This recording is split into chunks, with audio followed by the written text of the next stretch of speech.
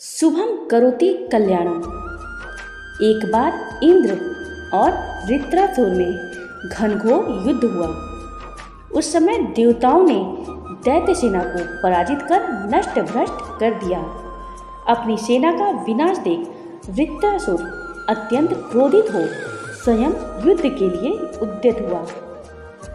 मायावी असुर ने आसुरी माया से भयंकर विकराल रूप धारण किया।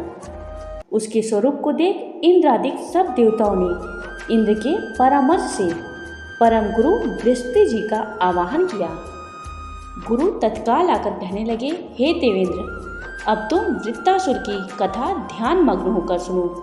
वृत्रासुर पहले बड़ा तपस्वी और कर्मनिष्ठ था। इसने गंधर्व पर्वत पर उग्र तप करके शिव जी को प्रसन्न किया था। पूर्व समय में यह निश्चित्रथ नाम का राजा था। तुम्हारे समीपस्थ जो सुरम्य मन है वह इसी का राज्य था। अब साधु प्रवृत्ति विचारवान महात्मा उसमें आनंद लेते हैं। वह भगवान के दर्शन की अनुपम भूमि है। एक समय चित्ररथ स्वेच्छा से कैलाश पर्वत पर चला गया। भगवान का स्वरूप और वामंग में जगदम्बा को विराजमान देख चित्ररथ हंसा और हाथ जोड़कर शिव जी से बोला, हे शिव शंकर, हे प्रभु, हम माया मोहित हैं। आकर कहने लगे, हे देवेंद्र, अब तुम वृत्रासुर का कथा ध्यान से मग्न होकर सुनो। वृत्रासुर पहले बड़ा तपस्वी और कर्मनिष्ठ था। इसने गंधर्व पर्वत पर उग्र तप करके शिव जी को प्रसन्न किया था। पूर्व समय में यह चित्ररथ नाम का राजा था। तुम्हारे समीपस्थ जो सुरम्य मन है वह इसी का राज्य था। अब साधु प्रवृत्ति विचारवान महात्मा उसमें आनंद लेते हैं। वह भगवान के दर्शन की अनुपम भूमि है। एक समय चित्ररथ स्वेच्छा से कैलाश पर्वत पर चला गया। भगवान का स्वरूप और वामंग में जगदम्बा को विराजमान देख चित्ररथ हंसा और हाथ जोड़कर शिव जी से बोला, हे शिव शंकर, हे प्रभु, हम माया मोहित हो विषयों में फंसे रहने के कारण स्त्रियों के वशीभूत रहते हैं। किंतु देव लोक में ऐसा दृष्टिगोचर नहीं हुआ कि स्त्री का आलिंगन कर कोई सभा में बैठे। चित्ररथ के वचन सुनकर सर्वव्यापी भगवान शंकर हंसकर बोले कि हे राजन, मेरा व्यवहारिक दृष्टिकोण पृथक है।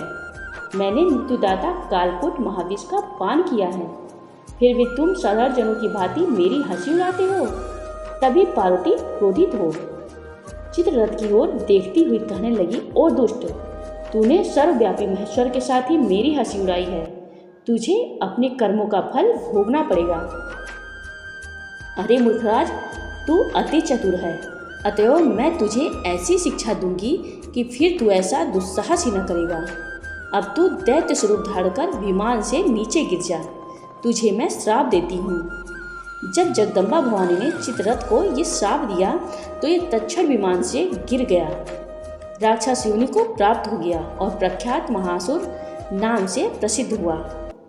त्वष्टा नामक ऋषि ने उसे श्रेष्ठ तप से उत्पन्न किया और अब वही वृत्रासुर ब्रह्मचर्य पूर्वक रहकर शिव भक्ति में लीन है। इस कारण तुम उसे जीत नहीं सकते। अतएव मेरे परामर्श से यह प्रदोष व्रत करो, जिससे महाबलशाली दैत्य पर विजय प्राप्त कर सको। गुरुदेव के वचनों को सुनकर सब देवता प्रसन्न हुए और गुरुवार त्रयोदशी विधि विधान से किया एवं राक्षस वृत्रासुर पर विजय प्राप्त कर इंद्रदेव सुखपूर्वक रहने लगे। बोलो उमापति महादेव की जय।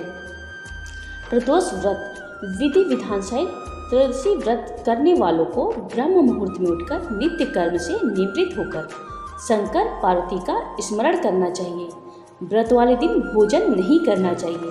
सायंकाल को जब सूर्यास्त में घंटा भर शेष रह जाए तब स्नानादि कर्मों से निवृत्त होकर श्वेत वस्त्र धारण कर पूजन के स्थान को स्वच्छ जल और गाय के गोबर से लीप कर मंडप को भली भांति सजाकर 5 रंगों को मिलाकर अष्टदल कमल बनाकर पूजा के आसन पर पूर्व अथवा उत्तर दिशा की ओर मुँह करके बैठे और भगवान शंकर व पार्वती का पूजन करें। ओम नमः शिवाय इस मंत्र को पढ़कर जल चढ़ाएं और ऋतुफल अर्पित करें। जय भोलेनाथ।